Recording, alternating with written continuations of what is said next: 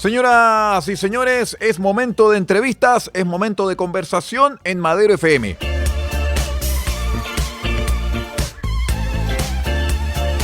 Y en el día de hoy vamos a hablar de salud, vamos a hablar del buen vivir y vamos a hablar del cuidarnos, porque obviamente hay una tríada de enfermedades que ciertamente generan muchísimos problemas en toda la población. Estas enfermedades no discriminan a nadie y por lo tanto tampoco proveen muchas oportunidades a nadie.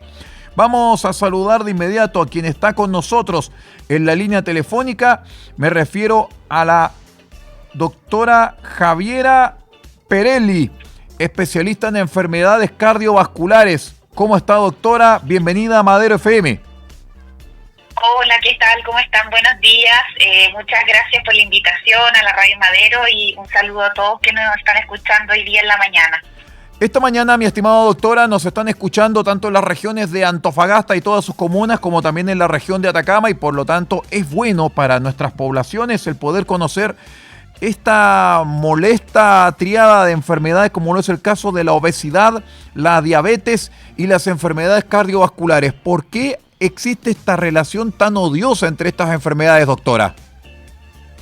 Bueno, porque si nos vamos al origen del problema, todo parte en el aumento del tejido graso, que nosotros en medicina llamamos el tejido adiposo, a nivel abdominal, y este tejido graso se empieza a inflamar y empieza a producir lo que se conoce como la resistencia a la insulina, que si no se trata a tiempo puede evolucionar a diabetes, y en paralelo empieza a dañar nuestros vasos sanguíneos y el corazón, aumentando el riesgo del desarrollo de enfermedades cardiovasculares, infarto al corazón, accidente cerebrovascular, etcétera. Estamos hablando de personas enfermas de diabetes que pueden fallecer por causas cardiovasculares. Estamos hablando del 50% de los pacientes. O sea, estamos hablando de que las causas físicas, como usted mencionaba recién, el aumento de los tejidos adiposos también representan un aumento de las causas de posible mortalidad. ¿Cuál es el marco general al respecto de estas tres enfermedades, doctora? ¿Y cuál es el pronóstico que se tiene? Porque, por ejemplo, hoy en día la diabetes es más común de lo que se conoce. La obesidad es permanentemente ya prevalente y las enfermedades cardiovasculares está disminuyendo su tasa de ocurrencia en cuanto a años y hemos visto gente joven ya enfermarse de este tipo de enfermedad cardiovascular. Entonces, ¿cuál es el diagnóstico en general de estas tres enfermedades y por qué la prevalencia? Aparte del tema del tejido adiposo que usted ya me comentó. Bueno, como usted muy bien dice, efectivamente, mundialmente y en las últimas décadas, claro, las enfermedades cardiovasculares han tenido un descenso porque obviamente han ido apareciendo tratamientos como las estatinas y políticas públicas que han ido apuntando al control de los factores de riesgo cardiovascular, el buen control de la presión arterial, el colesterol, la glicemia, etcétera. Y afortunadamente esto ha tenido un quiebre en la tendencia y han ido hacia la baja. Pero el futuro no es muy promisorio porque, claro, las cifras de personas que van a vivir con diabetes, por ejemplo, de aquí al año 2045, se espera que aumenten hasta un 143% a nivel global, y la obesidad también tiene una proyección de incidencia muy, muy alta. Entonces, probablemente se puedan mantener controladas esas enfermedades cardiovasculares, pero la tasa global va a seguir alta si es que no tenemos una intervención temprana en las personas que viven con obesidad o las personas que viven con diabetes. A esta hora de la mañana estamos conversando con la doctora Javiera Perelli, especialista de enfermedades cardiovasculares a través de todas las estaciones de Madero FM. Doctora, otro de los hechos importantes que tiene que ver con estas enfermedades o con la prevalencia de las enfermedades es que ya no se están presentando de manera aislada. Usted me comentaba al principio de esta entrevista de que se están presentando cada vez con factores más en común y que también la población está disminuyendo de los 65 años. Otro detalle importante es la ocurrencia mayoritaria de accidentes cerebrovasculares y que también eso genera una importante pérdida de independencia y pérdida de movilidad en cuanto a la persona que la sufre. Exactamente. Bueno, el control en el fondo de las personas que viven con diabetes en específico, hoy por hoy ha tenido una evolución en los últimos 15 años respecto a la evidencia científica que hay.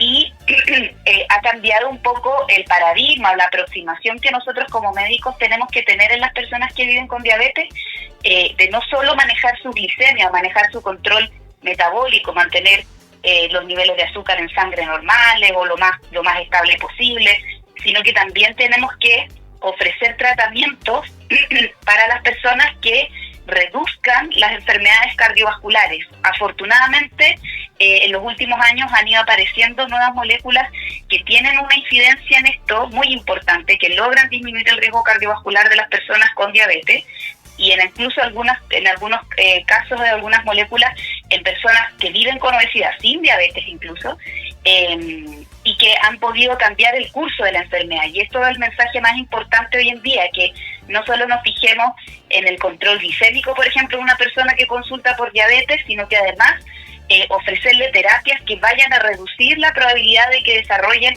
por ejemplo, un accidente cerebrovascular o una enfermedad coronaria como un infarto al corazón, porque como usted excelentemente bien dice, van a producir efectos para la sociedad. Son personas que dejan de trabajar, son personas que aumentan los costos para el sistema de salud, que empieza a afectar su calidad de vida, para los que lo rodean también. Entonces, todo un tema a nivel de sociedad que tenemos que hacernos cargo.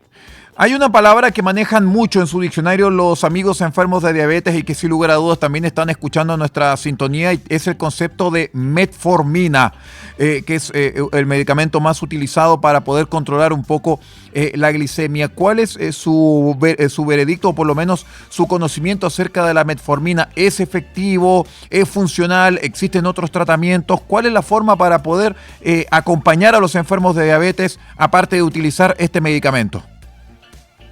Bueno, la metformina efectivamente es un tratamiento que lleva casi 100 años, ¿cierto?, de uso en el tratamiento de personas que viven con diabetes mellitus tipo 2 en particular. Y es un medicamento que lleva una evidencia robusta a lo largo del tiempo, que ha demostrado su eficacia para el control glicémico. Sin embargo, como le comentaba anteriormente en la pregunta anterior, existen nuevos medicamentos, por ejemplo, un grupo de medicamentos que se llaman agonistas del receptor del GLP-1, no sé si lo han visto en la televisión, Ozempic, liraglutida, etcétera, Rybelsus, que son fármacos que, por ejemplo, han demostrado que no solo controlan los niveles de glucosa en sangre en las personas, como también lo podría hacer la metformina, pero también han demostrado beneficios en reducir la tasa de eventos cardiovasculares en los pacientes. Entonces, la metformina, claro, es un tratamiento clásico que lleva mucho tiempo de uso, varias décadas, pero que, claro, es lo que está más ampliamente disponible en nuestro sistema de salud, en la realidad chilena, pero existen moléculas que van mucho más allá del control glicémico, y creo que es muy importante que los pacientes sepan que existen tratamientos que les van a ayudar a controlar el riesgo de padecer una enfermedad cardiovascular. Hablando de enfermedades cardiovasculares, doctora, a esta hora estamos conversando justamente con la doctora Javiera Peretti, justamente hablando acerca de este tema importantísimo, doctora Javiera Perelli, especialista en enfermedades cardiovasculares, y tenemos que hablar acerca también de las enfermedades de origen aterosclerótico, que también son enfermedades bastante complicadas y que también generan una alta tasa de mortalidad y de invalidez en la población. Exactamente, bueno, la enfermedad aterosclerótica obedece en el fondo a una enfermedad de los vasos sanguíneos, en la cual se deposita colesterol en la pared de estos vasos sanguíneos, y esto va de alguna manera, imaginándoselo como una cañería, se va tapando esta cañería que va a impedir el flujo de sangre normal que llegue a los distintos órganos, y va a producir lo que conocemos como las enfermedades cardiovasculares, la enfermedad cerebrovascular, la enfermedad coronaria, infarto agudo del miocardio, por ejemplo, o la enfermedad arterial periférica, etcétera. Y eso tiene que ver también con los factores clásicos que también llevan a las personas a desarrollar diabetes, hipertensión y obesidad, y que todo radica en el aumento del tejido graso, que se empieza este tejido graso a enfermar y a producir moléculas o señales químicas, ¿cierto?, que van a aumentar la inflamación en el cuerpo. Y eso es súper importante. Las personas que tienen obesidad, que viven con diabetes, que tienen enfermedades cardiovasculares, tienen un organismo que está inflamado. Y por lo tanto, la inflamación también es el punto en común que conlleva a el desarrollo de estas patologías.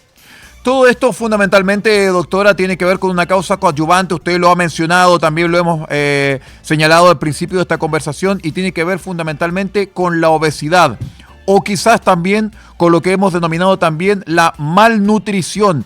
¿Cuáles podrían ser, evidentemente, doctora, estos consejos como para poder cambiar los hábitos de nutrición, para poder disminuir la prevalencia de la obesidad y también para poder disminuir la llegada de estos invitados no deseados, como es el caso de la diabetes, como el caso de la enfermedad aterosclerótica? ¿Cómo disminuimos o cómo bajamos esta cifra de malnutrición o de obesidad?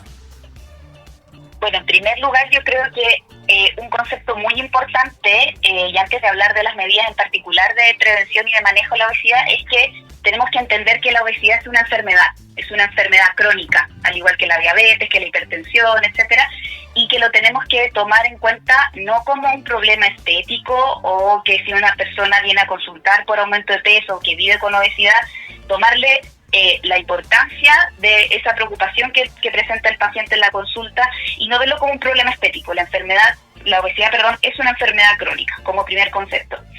Y en segundo lugar, bueno, lo otro es que las tasas de obesidad infantil, yo veo pacientes adultos, pero las tasas de obesidad infantil están altísimas, no solo en Chile, sino en el mundo en general, y eso nos habla de que se nos viene un futuro con pacientes que van a vivir con obesidad en una alta prevalencia. Entonces, también uno, como prevención de estas enfermedades, hacer políticas públicas que incluyan a la población de niños, niñas y adolescentes.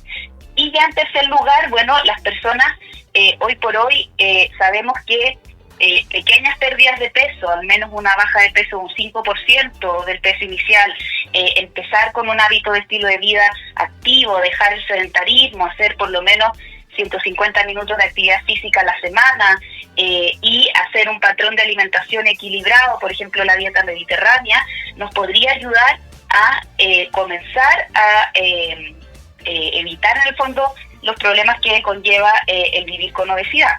Y la pérdida de peso, por supuesto. Y como ya en cuarto lugar, en aquellas personas que tienen indicación, sí optar a tratamientos importantes, ya sea médicos o en casos más avanzados quirúrgicos, para poder tratar la obesidad. Doctora, en estos últimos 2 minutos de entrevista me gustaría que también pudiésemos tener palabras para los enfermos hipertensos, que también lo pasan bastante mal producto de esta situación. Tal vez no son parte de la tríada de la salud, como es el caso de la obesidad, diabetes y enfermedades cardiovasculares, pero también los hipertensos tienen mucho que decir y también hay mucho que decir de la hipertensión. Bueno, la hipertensión arterial... Claro, no todas las personas que viven con hipertensión arterial van a estar necesariamente con algún grado de exceso de peso, obedece también a otros mecanismos de causas médicas, ¿cierto? Pero claro, son personas que tienen que saber que también están con un riesgo mayor que la población general de padecer enfermedades cardiovasculares, particularmente accidente cerebrovascular y enfermedad coronaria, ¿cierto? Infarto agudo al miocardio. Y ya como las recomendaciones especiales, bueno, la dieta principalmente optando por una dieta que sea reducida en sal, ¿cierto? Y la actividad física también, de todas maneras va a ayudar a que se regule mejor el control de la presión arterial. Y otra cosa no menor, porque hasta de acuerdo a la encuesta nacional de salud, el tabaquismo sigue siendo hasta un 30% de las personas en Chile fuma. Suspender el tabaco, por supuesto, como un factor muy importante de desarrollo de enfermedades cardiovasculares y que también puede afectar a las personas que viven con hipertensión. Muy bien, pues quiero agradecer estos minutos de conversación con la doctora Javiera Perelli. Ella es especialista en enfermedades cardiovasculares en este bloque de conversación aquí en Madero FM. Así que muchísimas gracias por haber respondido a nuestro llamado, doctora. Y evidentemente hay muchísimo paño que cortar con respecto al tema de la salud, el buen cuidado y sobre todas las cosas, el buen vivir. Muchas gracias por la invitación y felicitarlos también por hablar de estos temas, porque mientras más haya difusión de estos temas en salud, las personas también van a estar mucho más informadas. Así que también les agradezco a ustedes que se hable este tema en la radio. Muchas gracias. Muchas gracias a usted. Buenos días. Hasta luego. Buenos días.